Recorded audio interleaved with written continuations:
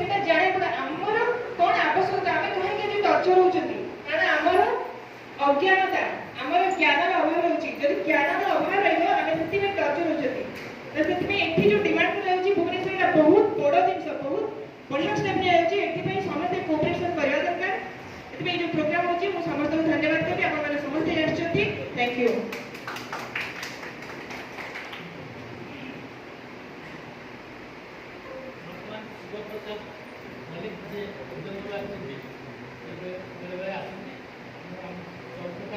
साहाଯ୍य सहयोग करते स्वल्प समय भितर केमी आंबेडकर भवन हम आप कहे नमो बुद्धाय जय भीम परिचय आपण आगे दे सारी बदन मल्लिक मो पूजा आसे मंदिर शासन सभापति नमो तस्से भगवतो अरहतो सम्मा सम्बुद्धस्से नमो तस्से भगवतो अरहतो सम्मा सम्बुद्धस्से नमो तस्से भगवतो अरहतो सम्मा सम्बुद्धस्से बुद्धं शरणं गच्छामि धम्मं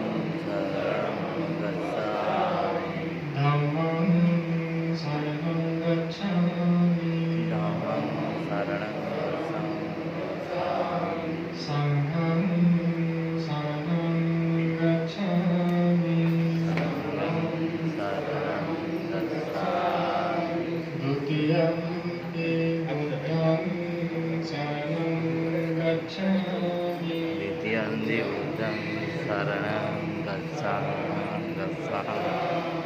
द्वितीयं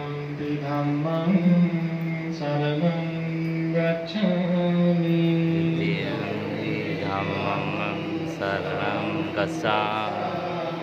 द्वितीयं संघं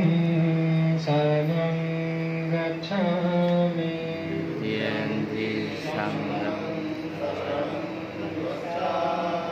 तृतीयं बुद्धं शरणं गच्छामि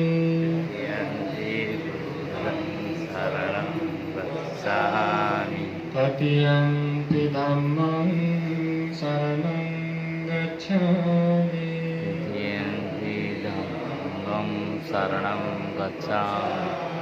तृतीयं संघं शरणं गच्छामि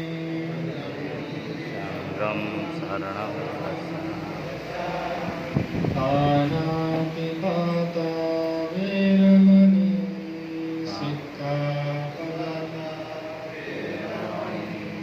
सिक्खापदं समादयामि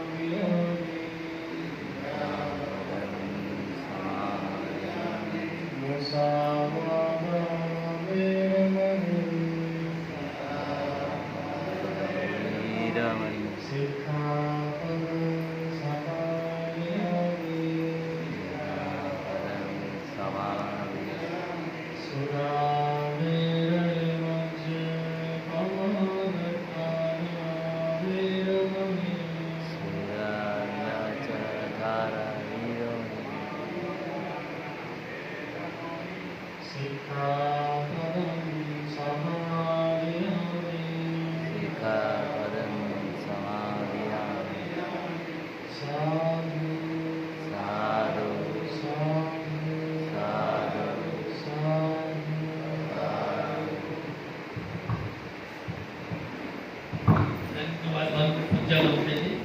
आपका कम किया जो आप सबको विद्या दिलाया, इसलिए हम आपका आभारी हूँ।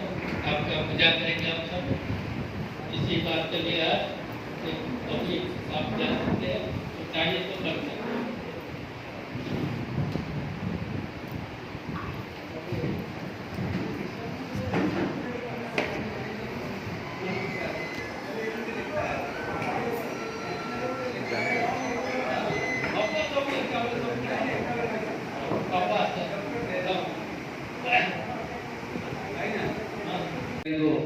ମୁଁ ଅଶେଷ ଧନ୍ୟବାଦ ଜଣାଉଛି। जो प्रबुद्ध भारत गठन कर जो चिंताधारा आम जदि 33 कोटी देवदेवती एवं मनोवाद को हटै न पारिबा आम प्रबुद्ध भारत बा बुद्धमय भारत कल्पना करवा निष्फल प्रयास बोली मु भावुछि। तेणु आजिका दिन में गौतम बुद्ध आमर मानस पटे था लोक वार्ता दौले आम बौद्ध धर्म प्रचार प्रसार करुँ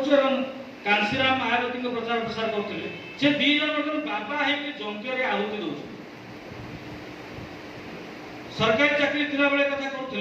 सरकारी चाकरी रिटायर्ड होगा यज्ञ कर आहुति दौर घी आहुति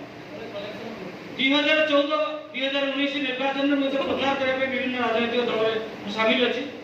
मुझे निर्वाचन प्रचार समय तो लोक डाकी ने आगे आसतु 500 लोक से अच्छे आप देखा करदे बहुत भल हम बोले अच्छा किए से लोक से मुख्य लोक किए ना आम लोक मुख्य बोले अच्छा से जो सेक्रेटरी चाकरी करदे ना हाँ भाई सी बर्तमान बाबा तेणु ये तो हूँ आम आदर्श एथि समाज परिवर्तन हम और आपण मैंने आशावादी मोर ए किसी कहबार ना मु निजे बुझी निजे गोटे समाज जन्म होती निज समाज को चिन्ही मते चिन्ही तेणु किसी काम करने मोर आग्रह अच्छी उत्साह अच्छी मु काम करुँच जानी तेणु आज बौद्ध धर्म कथा आम आज शपथ नौचे बौद्ध धर्म ग्रहण करवा बाबा साहेब भीमराव आंबेडकर जो संविधान करते से बौद्ध धर्म वालों को संरक्षण सुविधा मिल एक बोध हुए संविधान को अध्ययन करिथिबा एवं उच्च पद पदवी थिबा खूब क्वचित लोक आम अफसर मान जानते सिख धर्म बौद्ध धर्म नेले संरक्षण सुविधा मिल एक आमरी अफिसर मैंने विरोध भी कर जो मैंने कास्ट सर्टिफिकेट दवाई जहाँ पाखक आम जाऊँ आम पिला जाने भी जानी ना बाबद संविधान खोलिक देखा पड़ू ये हूँ अवस्था तेणु आमर सचेतनतार आवश्यकता बहुत अच्छी स्टिल आम सचेतन आदौ नुहे से मात्रा होना 2% 5% सचेतनता आम भर होना आसी ना तेणु जो दिन सचेतनता आसीज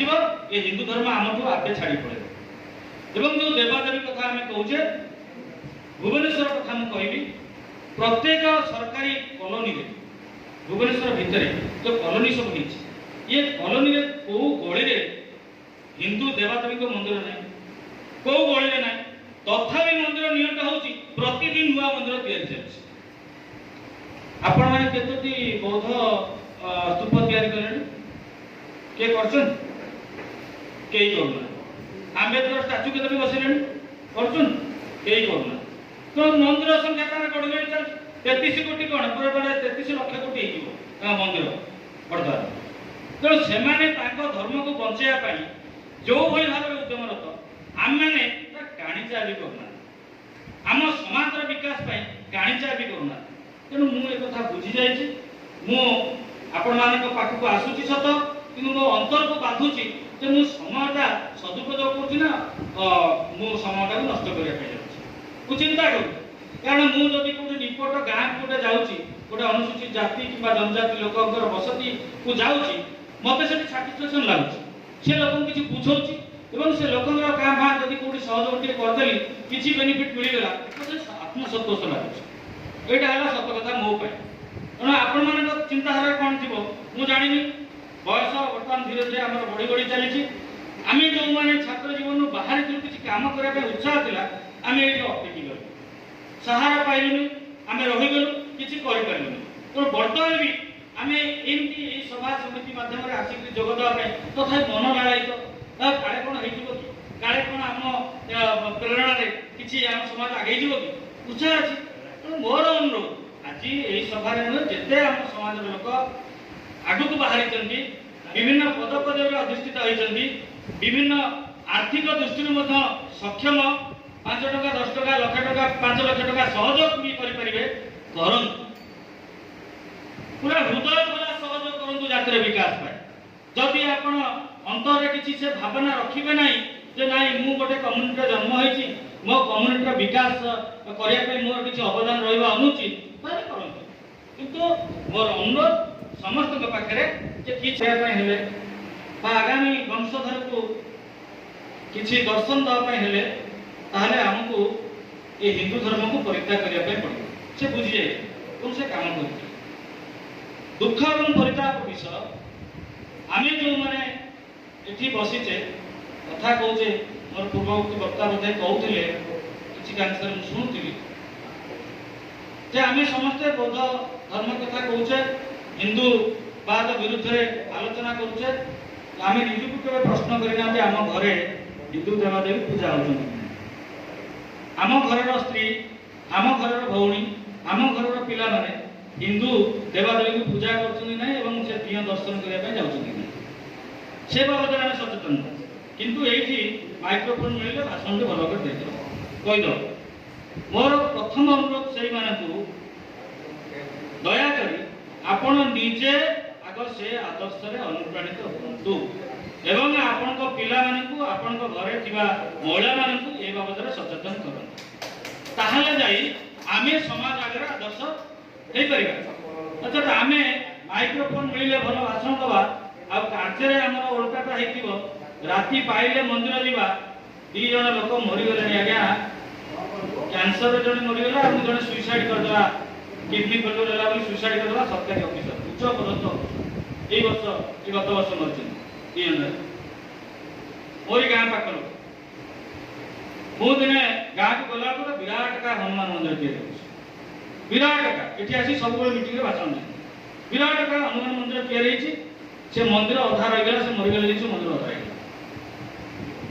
ମୁଁ ପଚାରିଲି, ତ ଭେଟିଲି, ପଚାରିଲି, ମୁଁ କହିଲି ଭାଇ ଇଏ କ'ଣ, ଆପଣ ଆମ ସମାଜ ଲୋକ, ଆପଣ ଗାଁରେ ଏଡ଼େ ବଡ଼ ହନୁମାନ ମନ୍ଦିର କରୁଛନ୍ତି, ଆପଣ ଗୋଟେ ମେଡିକାଲ ଏଠି କରୁନାହାନ୍ତି, ଗୋଟେ ସ୍କୁଲ କରୁନାହାନ୍ତି। ଆମ साला कांग्रेस की दलाल वो क्या सेवा करेगा। ओडिया रे मत लेखन्ति एवं हिंदी रे मत लेखन्ति, एणु निजको लज्जित मत लागे जे कोठी ना कोठी कोनोसी राजनीतिक दल सहित सामिल हेई गला परे आमे हम निजस्व अस्तित्व होइछि इमिति लागे, निजको लज्जित मत लागे एवं युवा पीढ़ी को आ कहि हुए ना। एणु आजिकाल जो युव संप्रदाय लोक माने ताको भितर निश्चित भाव चेतना विकेंद्रीकरण सृष्टि है, सृजनशील मानसिकता सृष्टि है एवं से बुझी सारे जे आमे जो माने कार्य करूचे, कार्य करी आसीचे, आमे गोटे ददुल्य मान पियाज संधाई किंबा गोटे बायर चढ़े शून्य बसा हो दहन କିନ୍ତୁ ତାପରେ ଆମକୁ ଉଦ୍ୟମ କରିବାକୁ ପଡ଼ିବ ଏବଂ ସେଇ ବିଚାରକୁ, ସେଇ ମନୋବାଦୀ ମାନସିକତାକୁ ଯୋଉ ସଂଗଠନ ମାନେ, ଯୋଉ ଦଳ ମାନେ, ଯୋଉମାନେ ପ୍ରଚାର କରୁଛନ୍ତି, ୟାକୁ ପରିପୁଷ୍ଟ କରୁଛନ୍ତି, ୟାକୁ ଆହୁରି ମଜବୁତ କରିକି ତିଆରି କରୁଛନ୍ତି, ସେମାନଙ୍କୁ ବି ଆମକୁ ଚିହ୍ନିବାକୁ ପଡ଼ିବ। ଆମର ବ୍ୟକ୍ତିଗତ ଭାବରେ କେହି ଶତ୍ରୁ ନୁହନ୍ତି, ଆମର କୋଉ ବିଚାର ଆମକୁ ଏଠିକି ଆଣିଛି, କୋଉ ବ୍ୟବସ୍ଥା ଆମକୁ ଏଠିକି ଆଣିଛି, ଆଉ ଆମେ ଅବଦାନକାରୀ ଜାତି, ଆମେ ସେବା ଦେବା, ଆମେ ଚାଷ କରିବା, ଆମେ ଉତ୍ପାଦନ କରିବା, ଆମେ ସମସ୍ତ ପ୍ରକାରର ଶ୍ରମ ଦେଇକିରି ଏ ଜାତିକି, ଏ ମଣିଷ ସମାଜକୁ ଗଢ଼ିବା। କିନ୍ତୁ ଆମକୁ ସେମାନେ ଛୋଟ କରି କହିବେ, ନ୍ୟୁନ କରି ଦେଖିବେ, ତାକୁ ଆମେ ଗ୍ରହଣ କରିଦେବା। ଆମର ଉଚିତ ହେଉଛି କୋଉଠି ଉଚ୍ଚ ଜାତିର ଲୋକମାନେ ଆମକୁ ସେମାନେ ପିଠିରେ ହାତ ମାରିଦେଲେ ଆମ ଅବସ୍ଥାର ପରିବର୍ତ୍ତନ ହେଇଯିବନି। ଆମେ ଅବଦାନକାରୀ ଜାତି ଭାବରେ ଆମ ଭିତରେ ସ୍ୱାଭିମାନ ତିଆରି କରିବାକୁ ପଡ଼ିବ ଏବଂ ଆମେ ଏ ଯୋଉ ଅବଦାନକାରୀ ଜାତି ଭାବରେ ଯୋଉ ମାନସିକତା ଆମ ଭିତରେ ରହିବା କଥା ସେ ଆମ ଭିତରେ ରହୁନି। ଆମେ ସବୁବେଳେ ବେଦର ବ୍ୟସ୍ତ ହଉଛୁ ଯେ କାହାର ଟିକେ ଦୟା ଆଉ ଅନୁକମ୍ପା ପାଇବା ପାଇଁ। ତେଣୁ ଏଇ ଯୋଉ ସ୍ଥିତି ତିଆରି ହେଇଛି, ଆପଣ ଦେଖନ୍ତୁ ଆମ୍ବେଦକର କ'ଣ ପ୍ରମାଣ କରିଦେଇକି ଗଲେ, ମୁଁ ସବୁବେଳେ ଗୋଟେ କଥା କହେ, ବାବା ସାହେବ ପ୍ରମାଣ କରିଦେଇକି ଗଲେ ଯେ ଜଣକୁ ସୁଯୋଗ ମିଳିଲେ से भारतवर्ष खाली नुह पृथ्वी में गोटे अग्रगण्य मनुष्य भाव में ठिया हो पारे जड़े दलित समाज आसिक से कथा बाबा साहेब जीवन काल भर प्रमाण कर गले ताठू बड़ कथा कौन अच्छी तेणु आम अवदानकारी जाति भाव में आमर ये जो निज भीतर जो स्वाभिमान रहा जहाँ आप स्वाभिमान बा अहंकार बोलिक कहतु सी अहंकार आम भीतर ना आम भीतर अहंकार आम भीतर मानसिकता हूँ आम दुर्बल आम अन्य मान कृपार बचा लोक अनुकंपार बचा लोक तेणु आम पाखे हारी गुहारी कर हारी गुहारी मानसिकता को छाड़ी आम आम भीतर ये जो ब्राह्मणवादी मनोवादी मानसिकतार मुक्त होती आम आगू बढ़ी पारिबा हुए तो ये जो कथा लक्ष्मण बाबू आज आशा करते जो कथा बुद्धंकर स्वप्न था ताकू भांगी चुरमार करदे ये ब्राह्मणवादी व्यवस्था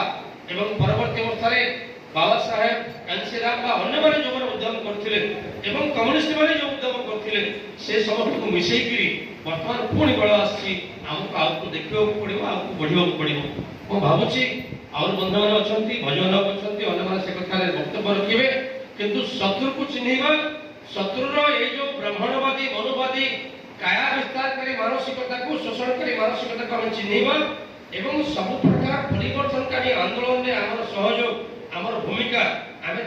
जोड़ा ताहले गोटे भविष्य गोटे संभावना देखा जो आंबेडकर बंचे नुह आंबेडकर लड़े संघर्ष भितर स्वप्न भितर आम गोटे भविष्य आम अवदानकारी मनुष्य भाव में आम आगे ठिया हो पार मुझे भावुची जे आपण माने याको विचार करिवे अन्यथा नेबे नहीं कने मु जने नास्तिक लोक मु कोनोसी धर्म रे विश्वास करे नहीं मु कोनोसी जाति रे विश्वास करे नहीं किए मते को जाति रे भाबुछ ना भाबु काहे कि मु जाने जने अवदानकारी मनुष्य मो बापा मो जेजे बापा मो परि मनुष्य माने समस्त अवदानकारी ए विचार को विश्वास करे मु चाले मु बंचिची मु का पाखे केबे हारी गुहारी करेनी ओडी जाय कि का पाखे मुंड बिकी देनी मो विचार को छाड़ी करी मु कोनोसी काम करिया पे केबे चिंता करेनी मोर जो मार्क्सवाद विचार मोर जो बाबा साहेब जाति विलोप पाई जो संघर्ष समता समाज पाई जो संघर्ष से संघर्ष रे मु जहा बुझीची सेथिरे अन्य को साथी मान बंधु मान भीतर होय तो सेवा बदले अलग किछि खाई पारे मु सेवा बदले काम करूची आ मु ए काम रे अंबेडकर भवन तैयारी करबा हो बा लक्ष्मणकर जो उद्यम अछि गोटे नुवा जाति नुवा समाज जो हमर मोदींकर नव भारत नुह आमर जो प्रबुद्ध भारत बा प्रकृत रे श्रमजीवी मनुष्य जो भारत से भारत तैयारी करिया पई आमे समस्त उद्यम करियो से विषय रे समस्त आमी उपस्थित थिबा लोक माने अल्प बहुत जानिते आ से विषय मध्ये आलोचना हेबा कथा जति की मात्रा रे ता न है कि हमर बेसी समय अंबेडकर भवन निर्माण ऊपर आलोचना हला एटा आपण जानिते आ ताई ता छडा बुद्धंक कथा प्राय एठी उपस्थित थिबा समस्त जानिचंदी मु अधिका किसी से बाबद रे कहि परिबि नै किंतु आज गोटे भल दिन ये कि बुद्ध जो दिन अशोकंकर परिवर्तन होता अशोक यही दिन उपगुप्त नहीं दीक्षा ग्रहण कर चंडाशक धर्माशक होते धौली ठारे आई दिन ही से दिन दशहरा 14 तारीख से अक्टोबर जो दिन कि बाबा साहेब आंबेडकर नहीं 5 लाख सहयोगी सहित बौद्ध धर्म ग्रहण करते तेणु यही दिन जो परिवर्तन दिवस कहुँ यहाँ गोटे बहुत भल दिन यही दिन में मु बुद्धंक विषय आप सब कथा जानते जन्मठू मृत्यु पर्यटन सब कथा जानते गोटे छोटिया कथा कहूँ मृत्यु विषय बुद्ध जो परिनिर्वाण है से जड़े लोक निमंत्रण करता खाइबा जहाँ बही लेखा अच्छी से शुकर मांस घुषुरी मांस तैयारी करके खाइबा गोटे तथ्य अनुसार किंतु आ गोटे तथ्य अनुसार से छतु खाई किसी लोग कहती ना से छतु विषक्रिया जो पेट खराब होता त्याग करते किंतु आउ किसी लोग कहती से शुगर मांस दि जाता जहाँ हो से तो से विषक्रिया सृष्टि है पेटरे पाख लोक जो शिष्य मैंने थे से कहले प्रभु आप कहतु आपण कौटी भोजन कर कौन खाइले आप से सत कथा कहले लुचेबेनी तो से कहले यही जिन खाई से ये लोक मैंने बहुत प्रतिक्रियाशील से कहले ତୁମେ ମାନେ ଯିଏ ମୋତେ ଖାଇବାକୁ ଦେଇଛି ତାକୁ କିଛି ଏ ବାବଦରେ କହିବନି। କାହିଁକି କହିବନି ନା ସେ ଯୋଉ ଭକ୍ତି ଯୋଉ ମୋତେ ଯେମିତି ଆଦର ସମ୍ମାନ ସତ୍କାର କରିକି ଯେମିତି ଖାଇବାକୁ ଦେଇଛି ସେଇଟା ମୋ ପାଇଁ ବହୁତ ଭଲ ଜିନିଷ। ମୁଁ ତା ମନରେ ଦୁଃଖ ଦେବାକୁ ଚାହୁଁନି। ଏଣୁ ମୋ ଜୀବନ ପଛେ ଚାଲିଯିବ କିନ୍ତୁ ଆପଣମାନେ ଜାଣି ରଖନ୍ତୁ ମୁଁ ସେଇ ସତ୍ୟ ଯେ ମୁଁ ତା ଘରେ ଭୋଜନ କରିଛି କିନ୍ତୁ ସେ କ'ଣ ଦେଇଛି ମୁଁ କ'ଣ ଖାଇଛି ସେ କହିଲେ ଏଇ ଜିନିଷ ମୁଁ ଖାଇଛି କିନ୍ତୁ ତୁମେ ସେ ଲୋକ ମନରେ ଆଦୌ ଦୁଃଖ ଦେବନି। ଏମିତି କଥା ଯୋଉ ମହାପୁରୁଷ କହିକିରି ଜୀବନ ତ୍ୟାଗ କରିଛନ୍ତି ଯେ ସେ ବାବଦରେ ବୁଦ୍ଧଙ୍କର ଆହୁରି ଯୋଉ ଜୀବନରେ ଆହୁରି ଗୋଟିଏ ଯୋଡ଼ିଏ କଥା ଆଗରୁ କୁହାଯାଇଛି ଯେ ଜଣେ ଡକେଟ ଅଙ୍ଗୁଳିମାଳ ବୋଲିକିରି ବୁଦ୍ଧ ନିଜ ଜୀବନକୁ ପାଣି ଛଡ଼େଇକି ତା ପାଖକୁ ଚାଲିଗଲେ। ସେ ଅଙ୍ଗୁଳିମାଳ ଛୁରୀ ଧରିକିରି ବେକରେ ଆଙ୍ଗୁଳି କଟା ଆଙ୍ଗୁଳି ବାଳ ପକେଇକି ଛିଡ଼ା ହେଇଛି। ସେ ତାକୁ ଦେଖିକିରି ଲୋକ ଡରିକିରି ଭାଟ ଭାଙ୍ଗି ଚାଲି ଯାଉଛନ୍ତି କିନ୍ତୁ ବୁଦ୍ଧ ତା ପାଖକୁ ଚାଲି ଚାଲିଗଲେ। ତା ପାଖକୁ ଯାଇ ପହଞ୍ଚିଲା ବେଳକୁ ଅଙ୍ଗୁଳିମାଳ ତାକୁ ଦେଖିକିରି ତାଙ୍କ ପାଦରେ ଆଣ୍ଠେଇ ପଡ଼ିଲା, ତାଙ୍କ ପାଦକୁ ଛୁଇଁଲା। ଏଇଟା ହେଉଛି ବୁଦ୍ଧଙ୍କର କ'ଣ ବୁଦ୍ଧଙ୍କର ଜୀବନ ପ୍ରତି ଭୟ ନାହିଁ, ମାନେ ନିଡର ନିର୍ଭୟ। ଏଇ ଯୋଉ ନିର୍ଭୟ ଗୁଣ ଏ ସମସ୍ତଙ୍କ ପାଇଁ ଉଦାହରଣ ସେ ସୃଷ୍ଟି କରି ଯାଇଛନ୍ତି। ସେମିତି ଆଉ ଗୋଟିଏ ମାନେ ଯାହାକୁ କହନ୍ତି ପ୍ରଷ୍ଟିଚ୍ୟୁଟ୍, ସେ ନଗରର ନାରୀ, ସିଏ ଯେତେବେଳେ ବୁଦ୍ଧଙ୍କ ପାଖକୁ ଆସିଛି ସେ ମଧ୍ୟ ବୁଦ୍ଧଙ୍କ ଶରଣାଗତ ହେଇଛି। ସେଠି ବୁଦ୍ଧ ନିଜର ମାନେ ସେ କହିଛନ୍ତି ଯେ କେମିତି ଆତ୍ମସଂଯମ ରକ୍ଷା କରାଯାଇପାରିବ ସେଇଟା ମଧ୍ୟ ସେ ଦେଖେଇଛନ୍ତି ଜୀବନ। ଏଇ ତିନିଟା ଜିନିଷ ଆମମାନଙ୍କ ପାଇଁ ଏତିକି ଦରକାର ଆମମାନେ ଆଗେଇବା ପାଇଁ କି ସଂଯମତା, ସାହସ ଆଉ ତା ଛଡ଼ା ଲାଷ୍ଟରେ ଯୋଉ କଥା କହିଲେ ଯେ କାହା ପ୍ରତି ହିଂସା ଭାବ ଆଣିବନି କି କାହାକୁ ମନରେ ଦୁଃଖ ଦେବନି। ଏଇ ଜିନିଷ ଏଇ ତିନିଟା ଜିନିଷ ଆଉ ଆକୁ ପଞ୍ଚଶୀଳ କରାଯାଇଛି। ଆଉ ଭିତରେ ହିଂସା ଆଉ ବ୍ୟଭିଚାର ଏସବୁ ଯୋଡ଼ା ଯାଇକି ପଞ୍ଚଶୀଳ ଆଉ ତ୍ରିଶରଣ ଯାହା ଅଛି ସବୁଗୁଡ଼ା ପୁରା ଏକୁ ନେଇକିରି ହେଇଛି। ଏଣୁ ମୋର କହିବା କଥା ଆଜି ଭଳି ଦିନରେ ଆମେମାନେ ଅନ୍ତତଃ ପରସ୍ପରକୁ ଭଲ ପାଇବା ପାଇଁ ମନରୁ ଅସୂୟା ଭାବ ଦୂର କରନ୍ତୁ। ଏବଂ ମୋର ଅନୁରୋଧ ଆଜି ଦିନରେ ଆପଣଙ୍କର ଯୋଉ କିଛି ଶତ୍ରୁତା ଆପଣଙ୍କ କରିଛି ବା କିଏ ଆପଣଙ୍କୁ ଖରାପ ବ୍ୟବହାର କରିଛି ତାକୁ ଆପଣମାନେ ଆଜି କ୍ଷମା ଦିଅନ୍ତୁ। ଆଉ ମୁଁ ମଧ୍ୟ ଆଜି କ୍ଷମା ଯାଚନା କରୁଛି ଯଦି ମୁଁ କୌଣସି ଲୋକଙ୍କ ମନରେ କିଛି ଦୁଃଖ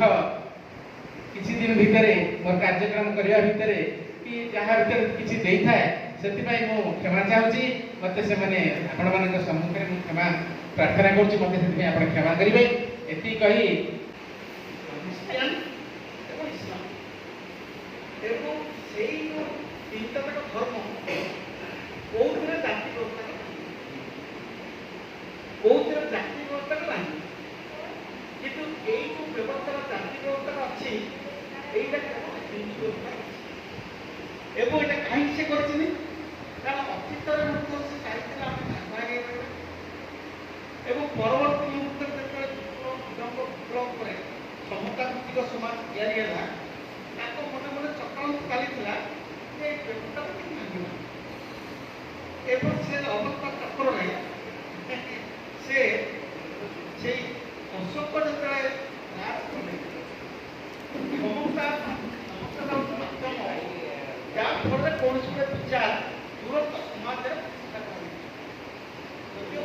ବିଚାର ଦେଇଥିଲେ କିନ୍ତୁ କ୍ଷମତାର ଅଶୋକଙ୍କ ପାଖରେ ଆସିଲା ପରେ ପରିବର୍ତ୍ତନ ହେଲା ବିଚାରରେ କିଏ କଲା କ୍ଷମତାଟା ବର୍ତ୍ତମାନ ବାବା ସାହେବ ସେଇଥିପାଇଁ ବିଚାର କଲେ ସଂବିଧାନ ବ୍ୟବସ୍ଥା କରିଦେଇଛି ଏବଂ ସେଇ ସଂବିଧାନ ବ୍ୟବସ୍ଥାରେ ଯଦି ଆମ ଲୋକଙ୍କୁ ଧର୍ମ ବୌଦ୍ଧ ଧର୍ମ କହିଦେବି ଏଇଟା ବନ୍ଧନ ମାତ୍ର କୁହାଯାଇପାରେ ବୁଦ୍ଧ ହେଉଛନ୍ତି ପୃଥିବୀର ଏକମାତ୍ର ଲୋକ ଯିଏ ଅହିଂସା ବଳରେ ସାମାଜିକ ନ୍ୟାୟ ପ୍ରତିଷ୍ଠା କରିପାରେ। ସେ ଆମ ସମାଜରୁ ଛୁଆଁ ଛୁଆଁ ଭେଦଭାବ ଉଠେଇଛି, କାରଣ ସମସ୍ତଙ୍କୁ ତାଙ୍କର ସମାନ ନାରୀମାନଙ୍କୁ ମଧ୍ୟ ସମସ୍ତଙ୍କୁ ଧର୍ମଚିନ୍ତାର ଅଧିକାରକୁ ଶିକ୍ଷାର ଅଧିକାର ଦେଇଥିଲେ। ଯଦି ଆମେ କିଛି ପାଇଥାଏ ଆମ ଜୀବନରେ ମଣିଷର ଅଧିକାର ସେଟା ପ୍ରଥମେ ବୁଦ୍ଧ ଆମକୁ ପ୍ରଦାନ କରେ ଅହିଂସା ବଳରେ, ଧର୍ମ ବଳରେ, ସାମାଜିକ ବଳରେ ଏବଂ ତାଙ୍କର ନୀତି ଆଦର୍ଶ ଏବେ ବି ବୈଜ୍ଞାନିକ ସମ୍ମତ କୌଣସି ଧର୍ମରେ ଏତେ ବୈଜ୍ଞାନିକ ସମ୍ପୂର୍ଣ୍ଣ ବୈଜ୍ଞାନିକ ସମ୍ମତ ନୀତି ଆଦର୍ଶ ନାହିଁ। ତେଣୁ ସିଏ ହେଉଛନ୍ତି ଆମ ପାଇଁ ଦେବତା। ଆଉ ଯେଉଁ ହିନ୍ଦୁ ଠାକୁରମାନେ ଆମକୁ ଘୃଣା କରିଛନ୍ତି, ଏ କଦର୍ଥ ଭିନ୍ନ ସ୍ତରରେ ରଖିଛନ୍ତି, କିନ୍ତୁ ଆମେମାନେ ଏଡ଼େ ଅଯୋଗ୍ୟ ଆମେ ତାକୁ ପୂଜା କରୁ। କିନ୍ତୁ ବୁଦ୍ଧ ଆଉ ବାବା ସାହେବ ଯିଏ ଆମକୁ ମଣିଷ କରିଛନ୍ତି, କିନ୍ତୁ ତାଙ୍କୁ ଆମେ ଜାଣୁନେ। ଆଉ ଯେଉଁମାନେ ଆମକୁ ଘୃଣା କରୁଛନ୍ତି, ଶୋଷଣ କରୁଛନ୍ତି, ବ୍ୟଭିଚାର କରୁଛନ୍ତି, ସେଇମାନଙ୍କ କଥା ଆକୁ ବିବାଦ କିଛି ନାହିଁ। ଭଲ କଥା ସେ କହିଲେ ଆମର କେନ୍ଦ୍ରାପଡ଼ାରୁ କଟକରୁ ଅନେକ ବାବୁ ଆସନ୍ତି। ଆଉ ସେ ବାବୁ ତ ବହୁତ ସମୟ କହନ୍ତି, ତାକୁ କହିବି ଯେ ଆମେ ଗୋଟେ ଆମ୍ବେଦକର ବହୁତ ଥରେ କହିବୁ ସେ ବିଷୟରେ ଆପଣ ଆପଣଙ୍କର ପ୍ରସ୍ତାବ କ'ଣ କଲେ?